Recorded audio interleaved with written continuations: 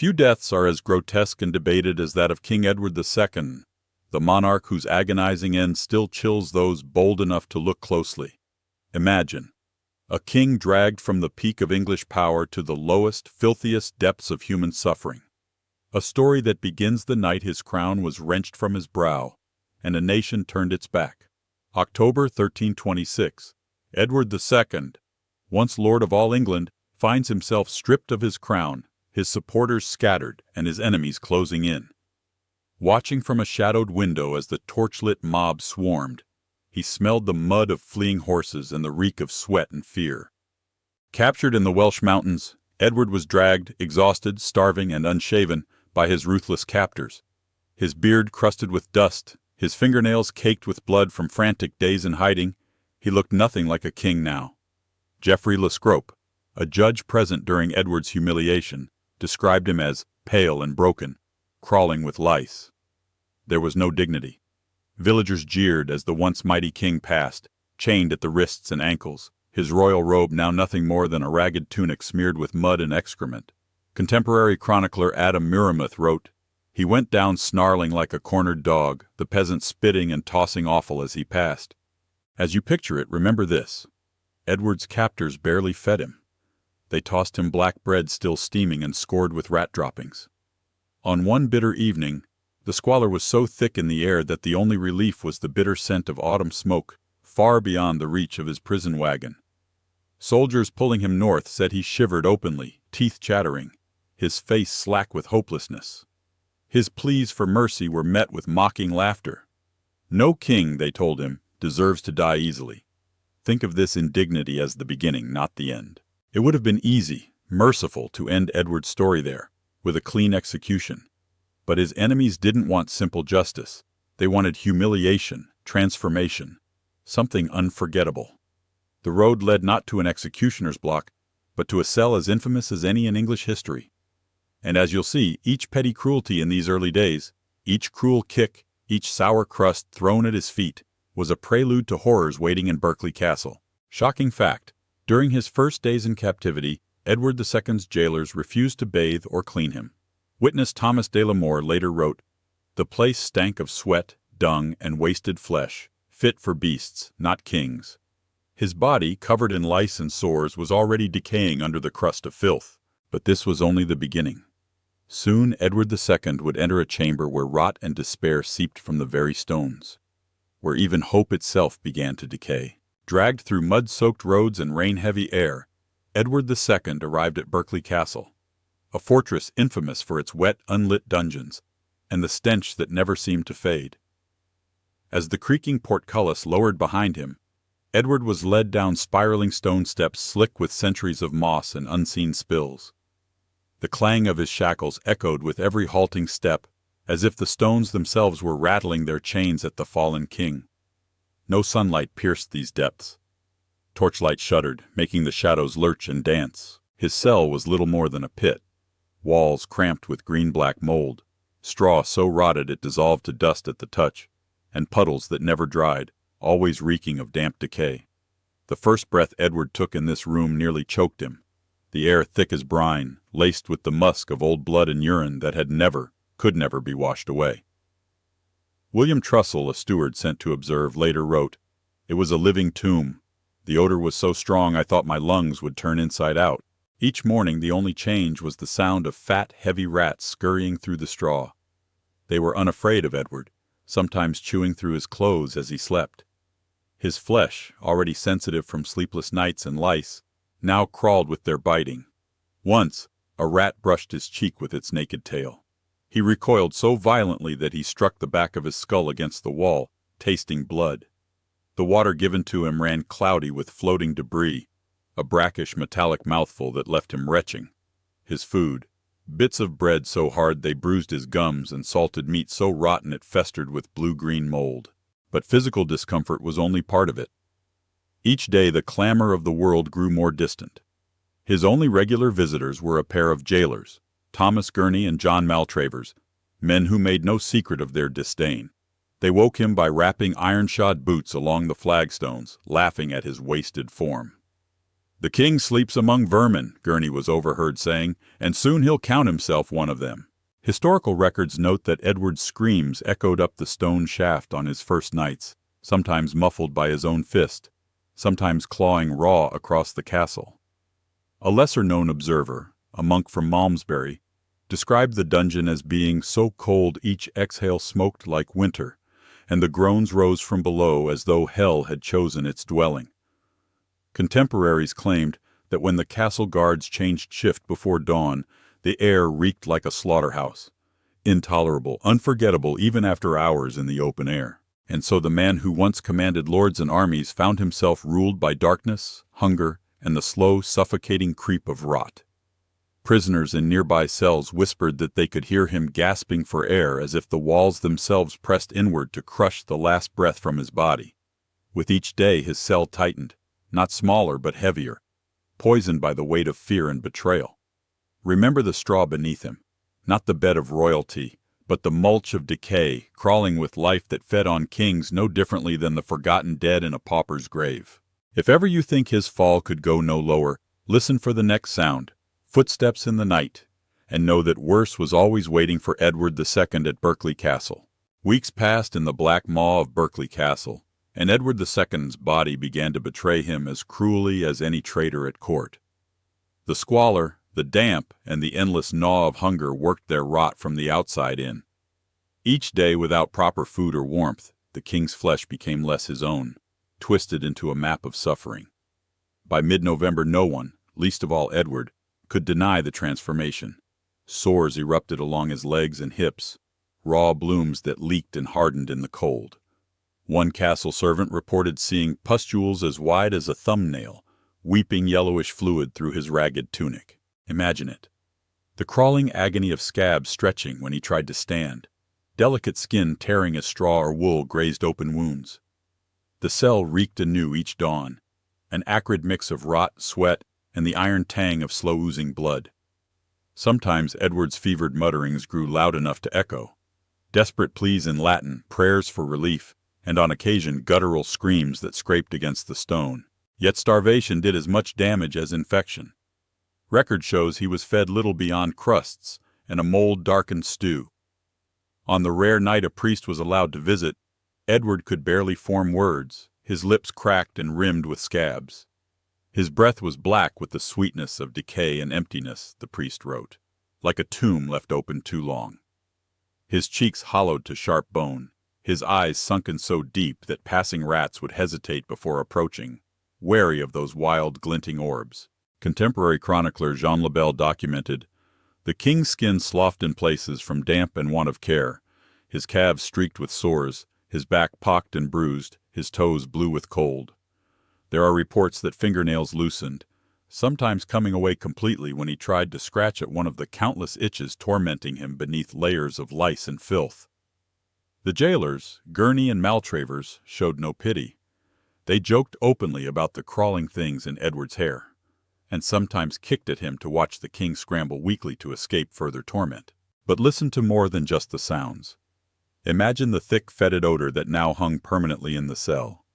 The king's body, once bathed in rosewater and draped in perfumed silks, now exuded a pungent, sour stench of rot and old wounds, so strong the guards sometimes gagged. Servants tasked to empty the waste tray spoke of a slime, not water, pooling beneath him. A chronicler recorded the bread arriving at his door, black and alive with crawling maggots, which Edward, nearly blind with hunger, once ate before retching it back up onto the stone. Remember this detail. Even as disease hollowed him out, no clean bandages, no medicine, no balm ever touched his wounds. He was denied both basic comfort and any token of dignity, his royal status used only to deepen the cruelty. Historian Alison Weir later described the king's condition as rotting in real time, his body a battlefield for unseen armies of mold, vermin, and despair. And still the suffering was not enough for his jailers. Each cough, each shriek, each ragged breath that Edward dragged through that airtight cellar became proof that he could endure more. They watched for signs that hope still flickered so they could stamp it out. So just as the sores festered and the hunger hollowed him to the bone, new terrors arrived with silent feet in the darkness, and those who heard them coming would never forget. It was always night in Berkeley Castle's lower reaches, but a different darkness settled on Edward II's cell when footsteps, soft, measured in pairs, began to echo at irregular hours. The scuff of boots on damp stone, always stopping just outside his door, made filth-choked air suddenly sharper with fear. Edward learned to dread those sounds, for they never brought food, never brought comfort. They brought strangers whose faces you would not wish to imagine, and whose presence meant only one thing. Another kind of torment was about to begin. There are records, steeped in rumor yet consistent from enough sources, that masked men, some say 3, some say just 2, stood watch over him not to guard, but to degrade and terrorize. Their voices were muffled, barely more than hisses under heavy cowls. Chronicler Geoffrey LeBaker writes, "They were clothed in black, their faces hidden. Only their hands shone white as bone in the torchlight. The torches sputtered in those visits, filling the tiny room with thick, greasy smoke that clung to everything. Smell that mingled with sweat, fear, and old blood until you could taste it in the back of your throat. What exactly these men did, no single record dares to say in whole, but fragments tell enough. Some nights they forced Edward to kneel on the icy flagstones until his joints screamed. Sometimes they poured water over him, so cold it felt like knives on fevered skin, while he convulsed and gasped, struggling to catch his breath. Once, a castle servant swore he glimpsed the gleam of an iron rod, used not to strike, but pressed close, until the flesh smoked. Another account notes the strangled sobbing of the former king and blows that made the stones shake. There were threats, too, words spoken in the brittle hush that followed such cruelties. "If you speak," one masked figure reportedly whispered, "we blind you and cut out your tongue." The intent was not only physical pain, but the breaking of pride and spirit. Psychological torture that ran deeper still than the sores eating at Edward's skin. Every visit ended with a crash, the prison door slamming shut, the lock scraping like a drawn blade. If the earlier horrors reeked of unwashed bodies and gangrenous flesh, these night visits added a new scent to the cell. Scorched hair, burnt wool, and the ozone edge of fear sweat. The air grew thick enough to taste. Witness John Trevisa wrote years later, "The stink in the passages twisted in my lungs for days after I left. The king's screams haunted our sleep, and no one dared pass beneath the tower window at night." Edward's physical state deteriorated with every encounter. Bones jutted through torn skin at his elbows and hips, and his voice, once a command, was reduced to a hoarse whimper. Sometimes he lost control of his bladder, and the ammonia sting of urine joined the catalog of stenches. He began to hallucinate, begging phantom courtiers for help, singing hymns to saints who never answered. In his fever, he saw the masked figures everywhere, even in moments of silence. Remember the faces in the night. Not only instruments of torture, but living reminders that mercy was gone. These men, appointed by enemies but enabled by silence, made sure every hour stretched into agony. And with every masked visit, rumor and dread spilled up through the stones, as if the castle itself longed to flee what happened in that cellar. But as dreadful as these torments were, they were nothing compared to what awaited Edward II on a single unforgettable night, a night when the very air seemed to curdle with terror, and horror spilled out for all to witness. It came suddenly, as all true horror does. In the thick wool-dark hours before dawn on September 21, 1327, Berkeley Castle rang with a sound so unnatural that even hardened guards stilled where they stood. It started as a moaning, low, broken, rising from the bowels of the stone keep where Edward II lay. The echoing voice of a man torn open by something no human eyes were ever meant to witness. Then it changed. Imagine it. A scream so shrill it sliced the torpid air, so desperate it made the dogs outside howl and claw at their chains. Contemporary chronicler Geoffrey LeBaker, who claimed to have spoken with witnesses, described it as a shriek that froze the blood of every man who heard it. More beast than king, more agony than life. The noise bored through stone and straw, through every layer of filth. It was said later that birds took flight in the dark, as if chased by some invisible terror. Those unlucky enough to be on duty that night later spoke only in riddles. But a kitchen servant, Agnes de la Lay, left her testimony in a terrified scrawl. The air turned vile. A sourness swept down the stairs, and I gagged, for it was worse than any corpse. Guards who tried to run from their posts reportedly retched in the bailey from what they thought was the thick smell of burning flesh. The combination of old waste, sweat, mildew, and something new, an acrid chemical tang, filled every mouth and nose until speech itself was impossible. And within the cell, Edward, bound and powerless, his body a latticework of old sores and fresh bruises. Some time before the screaming, the masked men had come again, torches guttering. Neighbors remembered the repeated thud of heavy boots.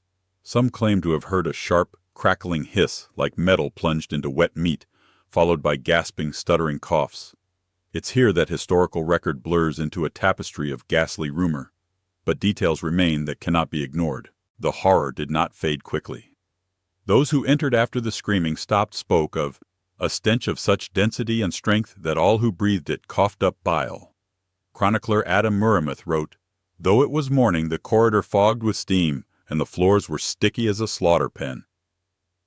The guards found Edward slumped, cold sweat plastering his hair, his lips split and purple from biting down against pain. His eyes, when they flickered open, did not seem to see the living world. From the outside one could see condensation on the dungeon walls, warm moisture blooming in the sudden silence that followed hours of horror. An uncleanable smell stained the stones for days, something no priest's incense or cauldron of boiling vinegar could overwhelm.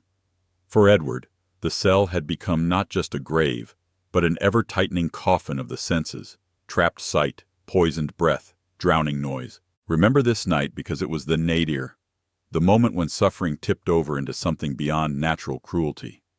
Afterward, legend says, even the castle's rats abandoned the cell, driven out by whatever had been done to the king.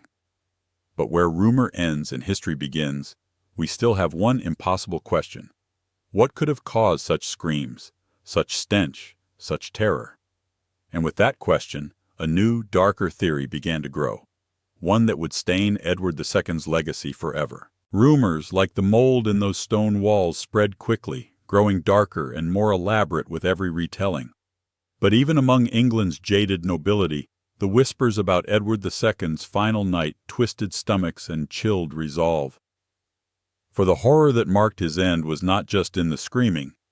It was in what the killers may have used when the world above slept. The suggestion emerged first in horrified tones, then with a kind of clinical, almost gleeful cruelty. Edward had fallen victim to one of the most depraved instruments of murder ever imagined, an execution by red-hot poker. The chilling specifics came from Geoffrey Le Baker, writing years after that terrible September night. He claimed, echoed by chroniclers on the continent, that Edward's assassins entered the cell carrying a thick horn, or sometimes a hollowed-out copper tube and a metal rod glowing with furnace heat, so bright it lit their faces hellishly in the darkness. The killers forced the king onto his face, holding him down as the instrument, searing, stinking, was thrust deliberately into his rectum. The goal wasn't just pain, but a death carefully staged to leave no visible scars, no blade wounds to betray regicide. Imagine the moment. The sizzle of naked flesh, hair singeing in a steam-thick cloud, the cell suddenly filled with that inhuman howling. The sound, once a sign of royal command, now stripped bare to a raw animal panic. The stink was indescribable, but you should try. Contemporary reports suggest the air choked with a toxic haze, a fusion of smoldering cloth, burnt fat, excrement, boiled blood, and the sickly sweetness of human marrow cooked inside the body. No amount of straw, no open window, could drive it out.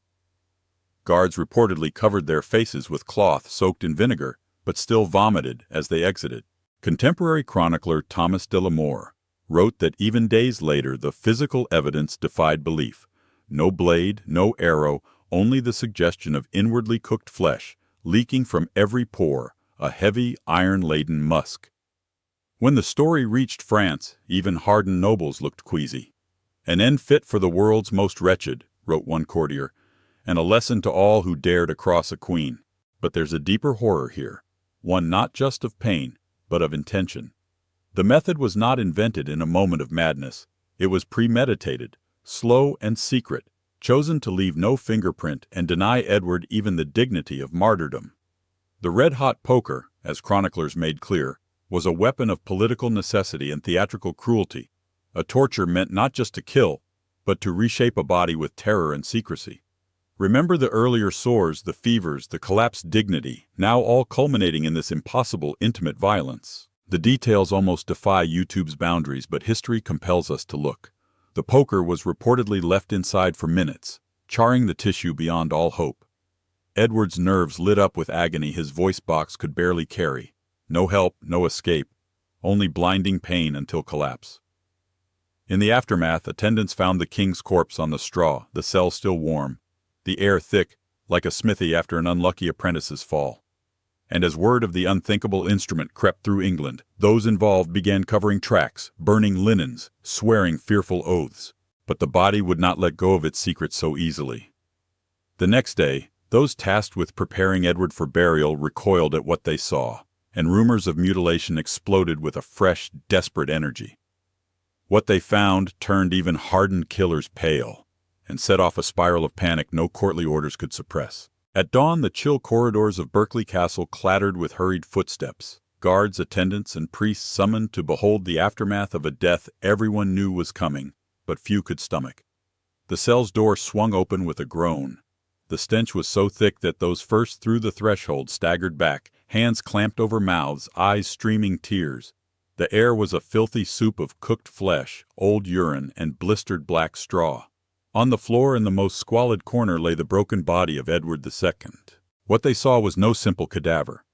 Witnesses who braved the room recalled legs frozen in a final knot of agony, hands locked to the chest, nails torn and blackened. The king's face, already gaunt from weeks of starvation, was drawn into a silent scream. Lips retracted, teeth bared, glistening with spit and congealed blood. Several chroniclers, from Adam Murraymuth to Thomas de la More, described the sight.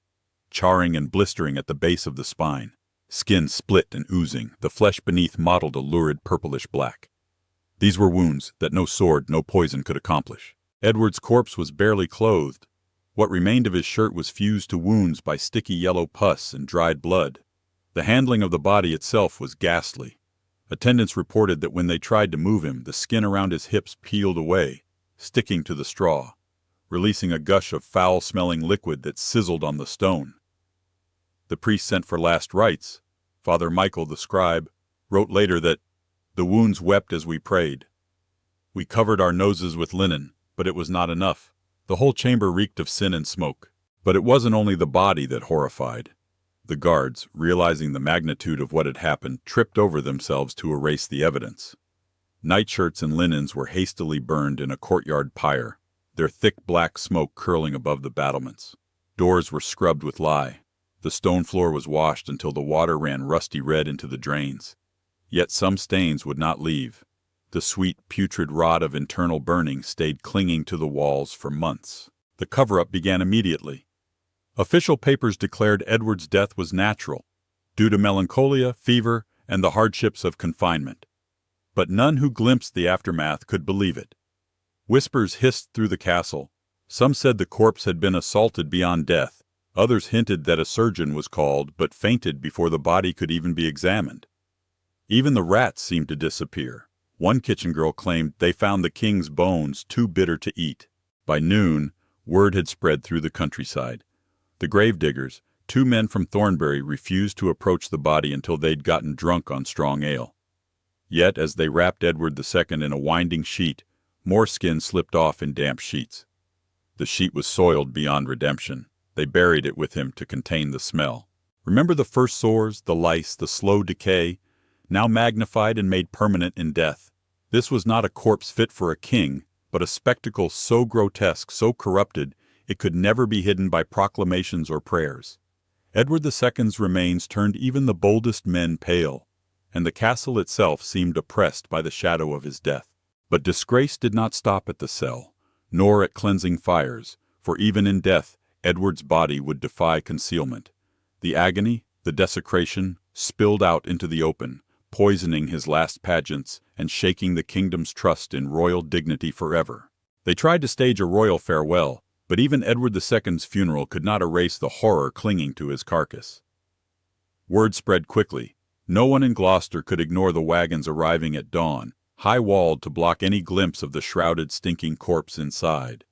Monks tasked with preparing the body recoiled the moment the pall was lifted. The abbey's own chronicler, Brother Stephen, described an odor crueler than decay, a smell that choked the choir, clouded the incense, and lingered for days in the stone. By the time the priests performed their rites, none could mask the reality beneath embroidered veils. At the funeral itself, nobles averted their eyes, whispering in language half prayer, half accusation. King Edward's face, once painted on banners, coins, and altar screens, was now a waxy, blistered mask, puckered and oozing beneath a cowl. They pressed layers of herbs, rosemary and juniper, around the corpse, but the stench seeped through everything, a physical presence in the air. The abbey swelled with the sharp tang of vinegar, camphor, and death, a caustic perfume assaulting all those who dared approach. The coffin was nailed shut in haste. The undertaker wore thick gloves, shaking as he worked, and later confided that fluid leaked through the seams, darkening the wood and staining the black velvet pall. The official proclamation pronounced Edward II's death peaceful and grave. Yet all who saw the body, guards, priests, heralds, passed the real story in murmurs. That a king had died not by fate or illness, but by violence so unspeakable, England herself must turn her face away. Contemporary accounts record bizarre episodes at the burial. One night, Richard de Monmouth collapsed at the grave's edge, claiming the air was cut with knives of rot. Another, pale as chalk, swore he saw the winding sheet crawling before it hit the earth. The monks buried the body in 3 layers of lead and stone, but the rumors already festering grew more powerful than the stink. Some insisted the burial was a sham, that Edward still moved somewhere in the castle's shadows.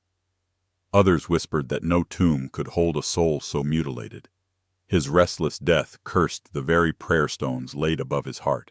The debate over Edward's fate grew with every passing year. In Parliament, in taverns, in the dim glow of monastery scriptoria, men argued about every detail. Was it really a red-hot poker, or some other fiendish tool? Did he suffer worse than the record admits? Was the corpse truly his? Or did Edward somehow escape, leaving a ruined double rotting in his place? The horror of his end refused to fade, deepening with every retelling, each new rumor a fresh wound. Remember, the wounds inflicted in that dark cell were not only on Edward's body, but upon England's soul. The cycle of secrecy and spectacle, the open display of mutilation and the hush of official lies, ensured that Edward II's death could never be laid decently to rest.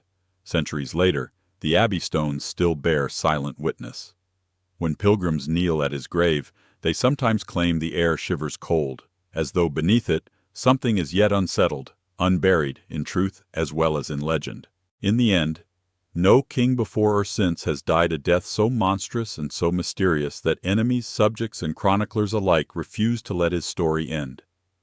But in those final airless hours, as worms and rumor alike found their feast, Edward II's legacy became that of a man whose agony echoes forever, a death too disturbing, too strange to ever fade into silence.